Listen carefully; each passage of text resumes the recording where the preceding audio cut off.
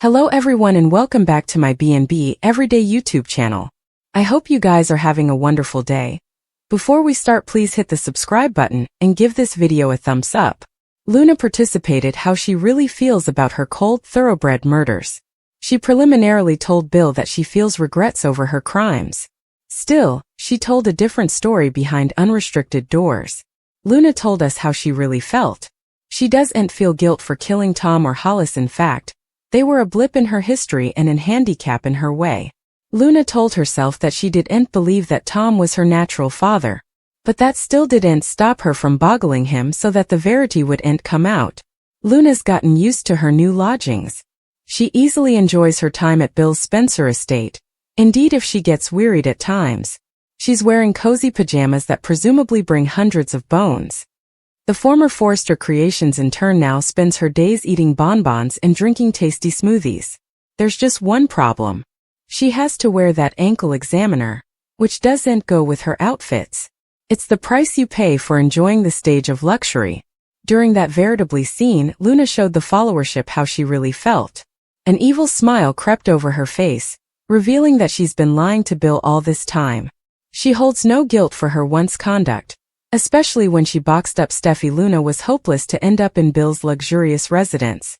It doesn't look like she wants to leave. This could each come crashing down.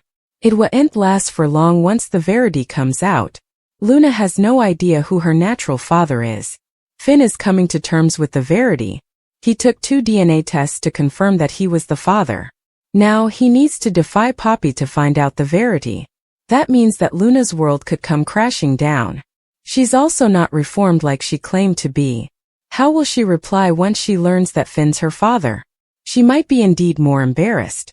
Formerly again, there's another handicap in her way. Luna might condemn Poppy for giving her the life and stability she demanded. She'll also want to know why she kept this secret from her all this time.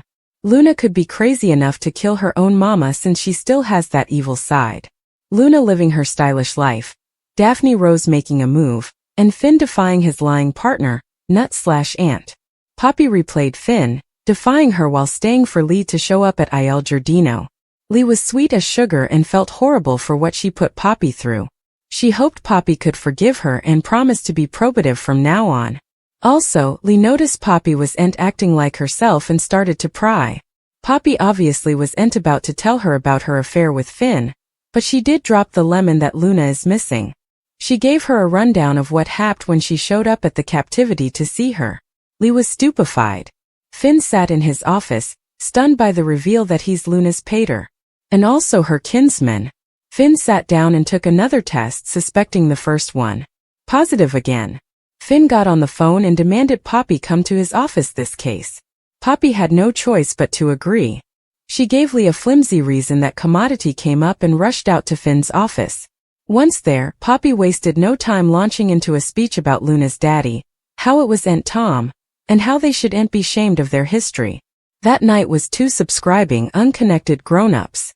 It was beautiful and special. She kept mentioning their magical connection. Finn sat there and let her go on and on. She prayed him to keep that night to himself. In response, he simply showed her the maternity test and outright told her that he is Luna's father. Poppy fell piecemeal. As for Luna, she was at home making herself a drink and gaping at snaps of Will Spencer. However, Mama, she said with a boo, if only you knew where I was. She seized herself from chocolates and relishes in her rich life at the Casa Spencer. She was having a grand old time until she was reminded that she's Tom Starr's son, or so she still thinks. Over at Forrester, Hope brazened Steffi and suggested she was over to commodity. Hope reminded Steffi she's been burned by her too numerous times. Soon later, Zen showed up and Steffi praised his dynamic designs.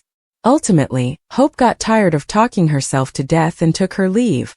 Formerly alone, Steffi and Zen got down to business. Zen didn't know all the details of Steffi's plan, but he was agitated about it and ready to help in any way he could.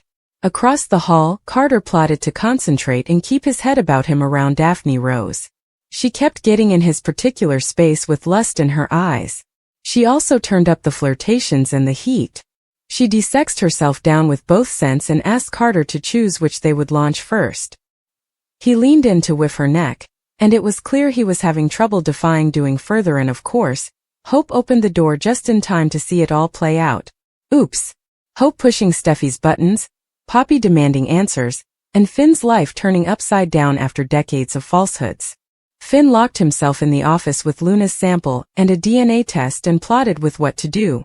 The Verity demanded to come out, and he wanted answers, but he knew it would upend his whole world.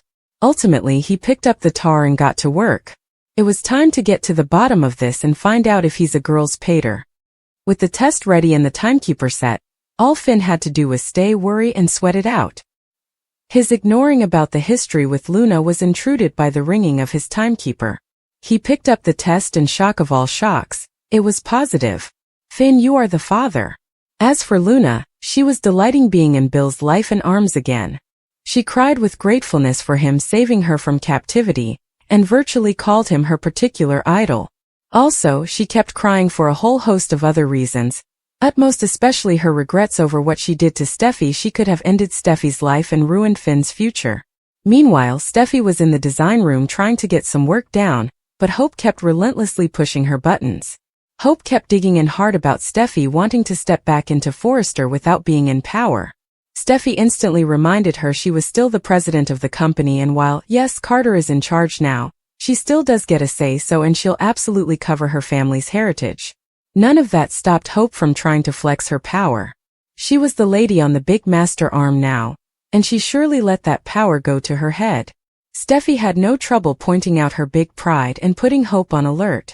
She'd work with Carter but didn't have to be happy about the changes and wasn't about to keep her mouth shut. Across the hall, Steffi's plan to destroy Hope's love life was in full swing. Daphne maundered her switches at Carter while speaking vocally and seductively, and he drank her in. A headlong, she was right over in his space and turning up the heat. Carter surely had lust in his eyes.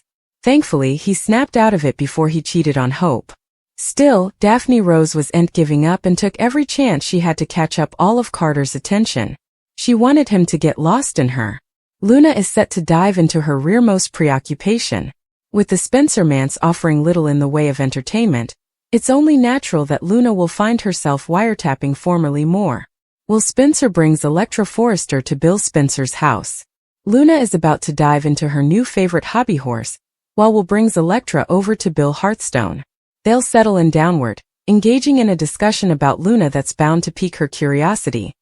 Naturally, this will give Luna the perfect reason to listen in and uncover the gossip girding her.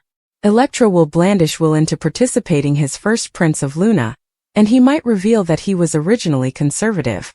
Unlike Bill, Will didn't partake the same excitement about her, intimating that maybe it's for the stylish. He didn't form a bond with Luna since she isn't really his family. He might indeed admit that commodity about the entire script always felt a bit off. Will is determined to assure Electra that Luna is safely locked down where she belongs.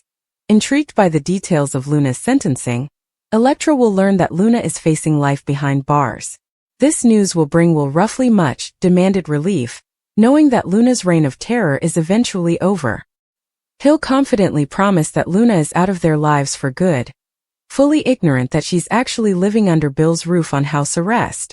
With Luna harboring a significant crush on Will, her passions are likely to consolidate, conceivably satisfying herself that she can win Will over, just as she did with Bill. Electra could be seen as a trouble in Luna's eyes, someone who must be dealt with. If Luna decides to target Electra, it could spell serious trouble ahead.